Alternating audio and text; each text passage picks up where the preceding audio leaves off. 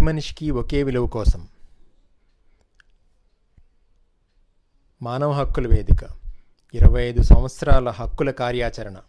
నేటి మన సమాజంలో అనేక వైరుధ్యాలను చూస్తున్నాం. ప్రపంచంలోనే అపర కుబేరులు, సరైన ఆహారం లేక చనిపోతున్నవారు ఇక్కడే ఉన్నారు.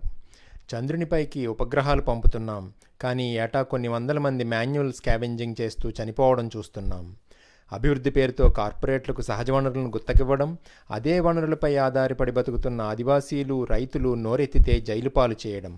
ఇలాంటి పరిస్థితుల్లో తెలుగు రాష్ట్రాల్లో గత 25 సంవత్సరాల నుండి హక్కుల రంగంలో పనిచేస్తున్న మానవ హక్కుల వేదిక ప్రయాణం గురించి మీతో పంచుకోవాలనుకుంటున్నాం. హెచ్ఆర్ఎఫ్ ఒక విశాల దృక్పథంతో స్వతంత్రంగా పనిచేసే హక్కుల సంస్థగా నిలబడి ఎదగడానికి వ్యవస్థాపక సభ్యులు వేసిన తాత్విక పునాదే కారణం. అభివృద్ధి పేరు మీద జరిగే విధ్వంసంతో ఎవరు నష్టపోతున్నారో, ఎవరు లాభపడుతున్నారో తేటతెల్లం చేశాం. పోలవరం, వంశధార, గండికోట మరియు అన్నమయ్య రిజర్వాయర్లు, Kakinada SEZ, PCPIR, Tummalapalli uranium తదితర ప్రాజెక్టుల వల్ల విస్థాపనకు గురైన బాధితుల పక్షాన్ని నిలబడ్డాం. ఎన్కౌంటర్, లాకప్ మరణాలు, పోలీసు వేధింపుల సంఘటనల్లో నిజనిజాలు వెలుగులోనికి తీసుకొచ్చాం. వాకపల్లి కేసులో బాధిత ఆదివాసీ మహిళలతో పాటు వెన్నంటి నిలబడ్డాం. చుండూరు, లక్ష్మీపేట, వెంకటాయపాలెం శిరోమణనం కేసుల్లో బాధితులతో కలిసి న్యాయం కోసం నినదించాం. తమ ప్రాంతాల్లో ఉన్న తాగునీటి, ఆరోగ్య సమస్యలు, ఫారెస్టు అధికారుల వేధింపుల గురించి ఆదివాసీలతో కలిసి పనిచేశాం.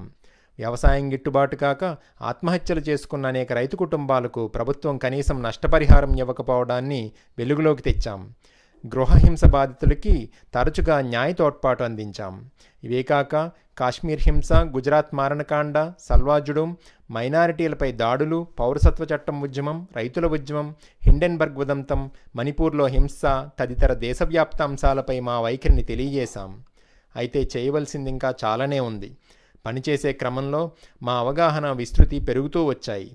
బహుముఖాలుగా అనేక స్థాయిల్లో నిరంతరం కొనసాగే కృషి ద్వారానే సమాజంలో మార్పు సాధ్యం అని అర్థమైంది. మానవ సంబంధాలు విచ్ఛిన్నమై సంవాదం, చర్చ మాయమైపోతోన్న ఇలాంటి పరిస్థితుల్లో ప్రతి మనిషికి ఒకే విలువ అనే ప్రజాస్వామిక భావనను వ్యాప్తి చేయాల్సిన బాధ్యత ప్రజాస్వామికవాదులందరిపైనా ఉంది. ఈ కృషిలో మీరంతా కలిసి వస్తారని ఆశిస్తున్నాం.